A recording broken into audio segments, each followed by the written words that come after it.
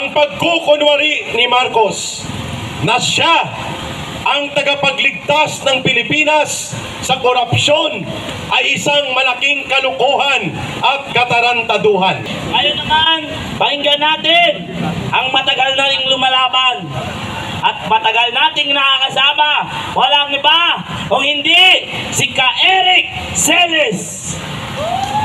Hindi ako kakanta ng sausage at banana, ha? Thank you, ha? Sa dinami-daming kanta, sausage at banana talaga ang pinili niyan.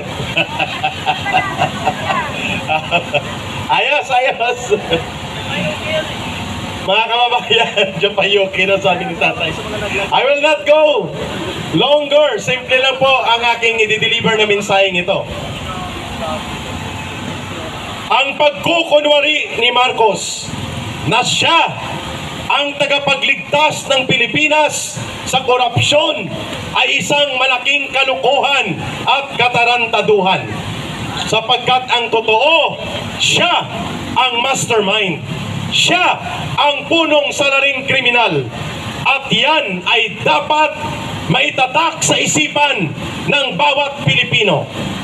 Walang mangyayari na pangungurakot at pangungulimbat sa kaban ng bayan kung hindi pinipirmahan ni Marcos ang sindikato at inistapa na budget. Walang ni singkong duling na lalabas sa pondo ng pamahalaan kung hindi si Marcos ang pumipirma ng budget. Diyan pa lang may pananagutang kriminal na si Marcos.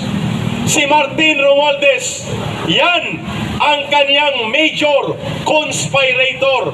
Ibig sabihin po, kasabwat ni Marcos ang Kongreso, lalo na si Martin Romualdez. Si Lisa Araneta, ang bayaw niyang si Martin Araneta, ito ay bahagi ng malaking isang sindikato. Ang gobyerno ni Marcos, gobyerno ng sindikato. At ang sindikato may mastermind, tama? Si Saldico, operatiba nila sa loob ng sindikato na bumaliktad. Yan ang tama. Si Martin Romualdez kasama si Lisa Araneta at ang bayaw ni Marcos at pati si Sandro Marcos involved sa isang malaking pamilyang sindikato. Yun ang tama at yun ang totoo. Kaya wag na tayong magpaligoy-ligoy pa.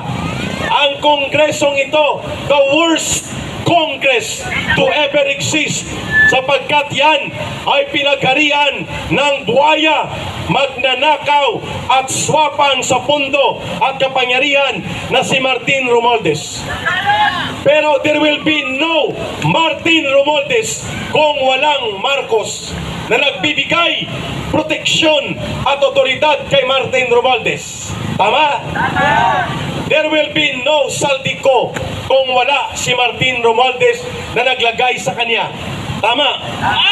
At kahit anong diskarte ni Lisa Araneta at ng bayaw ni Marcos sa customs na kulang na lang, pati tamtax at mga pako ay gawing sindikato sa smuggling, sibuyas, asukal, bigas, karne ng baboy, karne ng manok, bawang, sili, kulang na lang tamtax at pako ay gawing sindikato ng pamilya ni Marcos. Si Lisa Araneta, ang kanyang asawa ni Marcos, ang kanyang anak at ang kanyang bayaw na si Martin Araneta, wala ito kung wala ang otoridad ni Marcos. Kaya dapat ang sisingilin at uunahin na palalayasin sa poder upang pati ang mga sindikato na kasama niya like si Martin Romualdez, si Marcos mismo ang dapat mawala sapagkat siya ang nagbibigay ng kapangyarihan at otoridad para lumaganap at manatili ang sindikato sa gobyernong ito. Sa panghuli, ito na lang ang ibibigay ko. Habang nagsasalita tayo dito at naninindigan ang malubhang korupsyon at pagnanakaw sa gobyerno, nagdudulot ng mahigit 15 million families. Take note, 15 million families ang nagugutom araw-araw. And that is around 75 million Filipinos ang hindi makakain 3 beses sa isang araw. Pero ang tarantado at sindikato ng gobyerno nagpapasasa sa pera at sa labi mula sa dugo at pawis ng mamamayan. Kaya tama lang tawagin silang mga kriminal at dapat silang managot sa taong bayan. Maliban sa mahigit 15 million mga pamilyang Pilipino na nagugutom araw-araw, mayroon po tayong mahigit 4.2 million na mga Pilipino ang nawalan ng trabaho ngayong last quarter lamang. My goodness, 4.2 million times 5. That's around 20 million na mga Pilipinong pamilya ang walang trabaho, ang kanilang mga kamag-anak at sila ay tinatawag na mga sangkahig, sangtuka, mga kababayan. Yan ang katotohanan. At ngayon, si Marcos nagpromesa pa na bibigyan daw niya ng increase ang base pay ng mga pulis, sundalo at iba pang uniform personnel. Pero walang pera na panggagalingan sapagkat uutang pa siya ng magkano? 1.6 trillion pesos. Doon pa ang panunuhol niya kukunin sa pangungutang niya at ang magbabayad taong bayan. Ang order ng Korte Suprema na ibalik ang 60 billion na kinamkam nila mula sa PhilHealth, ang magbabayad taong bayan, putang ina. Ang taong bayan ba ang nagnakaw sa 60 billion? Hindi! Pero bakit tayo magbabayad? Katarantatuhan, kalukuhan, kainutilan, kabulukan ng isang gobyernong sindikato. Magnanakaw ka na at kukunin mo ang pera ng mamamayan, ipapabalik mo sa taong bayan. Anong uri ng tao ka? Buaya! Ayun, Salot! kaya ang tawag sa kanya, si Marcos ang salot sa kasalot-salutan sa lipunang Pilipino. Tama! Pinakasalot na naganap sa ating bayan. Yan ang totoo at yan ang tamang pananaw natin. Kaya ang paniningil at pagbabayad sa kanila manggagaling sa taong bayan. At sa panghuli, hindi komo tayo ay maliit ang bilang, hindi naririnig ng taong bayan ang ating mga paninindigan at hinanaing. Ang social media, nandyan kayo. You multiply yung ating mensaheng ito at nakakaabot ito sa buong daigdig. Walang people power na naganap overnight. Ang people power pinagsusumikapan, pinagtsatsagaan at pinupundar at pinapanday. Yun ang ginagawa natin. Bakit tayo nandito? Nagpupundar, nagpapanday at binubuo natin ang totoong people power. Tama! Yan ay magaganap. Hindi pa ito tapos na pagtitipon. Hindi bilang ang sukatan, kundi prinsipyo at layunin, kagaya ng ipinapakita ni Congressman Miao Kiko Barsaga. Tama! May boses, may paninindigan at malinaw para sa taong bayan.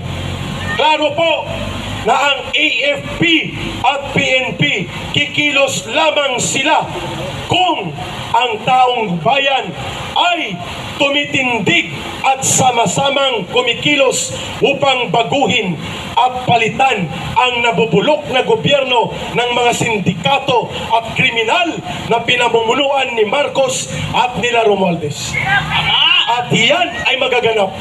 Walang makakapigil sa pagdaloy ng kasaysayan.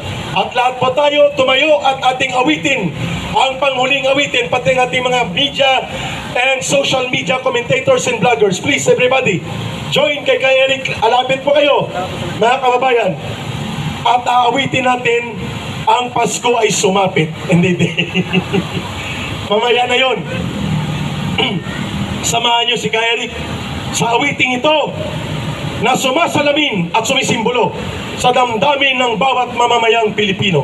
At ito ang kasaysayan na lilikhain natin sa susunod na mga panahong darating na ito. hindi na magtatagal, naghihingalo na ang gobyernong ito ni Marcos. Sabayan niyo si Kay Eric. Kay sarap mabuhay sa sariling bayan kung walang alipin at may kalayaan. Ang bayang sinisil bukas ay babangon din.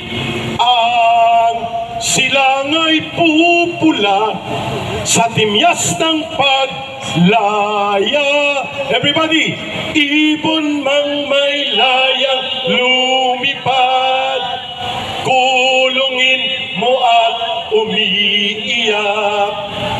Bayan pa kayang sakdal dilag, ang dimag na sang makaalpas. Pilipinas kong minumutya, pugad ng luha at dalita. Aming adhika, makita kang sakdal laya.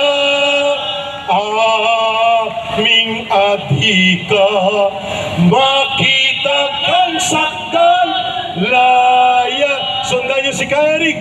Marcos resign, aristuhin, ikulong sa selda 13. Marcos resign, aristuhin, ikulong sa selda 13. Marcos resign, aristuhin, ikulong sa selda 13. Magaganap ang kasaysayan at hatulan ng taong bayan, sila Marcos at Romualdez, at itatayo at ibabangon natin ang dangal ng bansang Pilipinas kasama ang bagong gobyerno na matino at para sa taong bayan. Mabuhay ang sambayanang Pilipino! Kahit paano po, I will leave a greetings to all of you.